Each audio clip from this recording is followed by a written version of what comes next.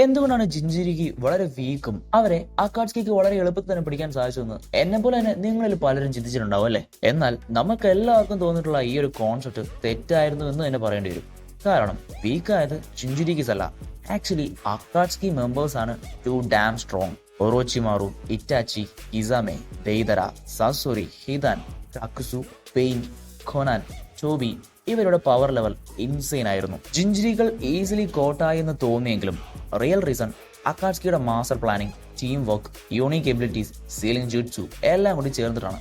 മാത്രവുമല്ല ജിൻജിരിക്കുകൾക്ക് tailed beasts chakra properly control ചെയ്യാൻ ബുദ്ധിമുട്ടുണ്ടായിരുന്നു. കാരണം ഇവർ ചൈൽഡ്ഹുഡ് മുതൽ സൊസൈറ്റിയിൽ വളരെയധികം ഐസൊലേറ്റഡ് ആയി, പ്രോപ്പർ ട്രെയിനിങ്ങോ സപ്പോർട്ടോ ഒന്നും കിട്ടാതെ. ഇപ്പൊ എക്സാമ്പിൾ നോക്കിക്കഴിഞ്ഞാൽ ഗാര കാസഗെ ആയിരുന്നിട്ടും ദെയ്തറ തന്റെ സ്മാർട്ട് സ്ട്രാറ്റജി കൊണ്ട് ഗാരയെ ട്രാപ്പ് ചെയ്തു. യുജിറ്റോനി പവർഫുൾ ആയിരുന്നെങ്കിലും ഹിഡാന്റെയും കാക്കുസിന്റെയും കോംബോയ്ക്ക് മുന്നിൽ പിടിച്ചിരിക്കാൻ പറ്റിയില്ല. റോഷി, ഹാൻ, ഫു all victims of Akatsuki's overwhelming strength and tactics. Baiju ചാക്ര itself unstable and dangerous ആണ്. അത് കൺട്രോൾ ചെയ്യാനായിട്ട് സ്ട്രോങ് വിൽ പവറും ഇമോഷണൽ ബോണ്ടും ഒക്കെ ആവശ്യമാണ്. നാരുട്ടോയും കില്ലർബിയൊക്കെ ജിൻജിരിയുടെ ചാക്രയുമായി ഫുൾ കൺട്രോൾ കിട്ടിയതുകൊണ്ട് അവരെ ക്യാപ്ചർ ചെയ്യാനാവാത്ത ഒരു സ്ട്രോങ് ഫിഗേഴ്സ് ആയി മാറുകയായിരുന്നു. സോ ഈ ഒരു കോൺസെപ്റ്റിനെ പറ്റി നിങ്ങൾക്ക് തോന്നിയിട്ടുള്ള എല്ലാ കാര്യങ്ങളും let me know in comments. Sayonara.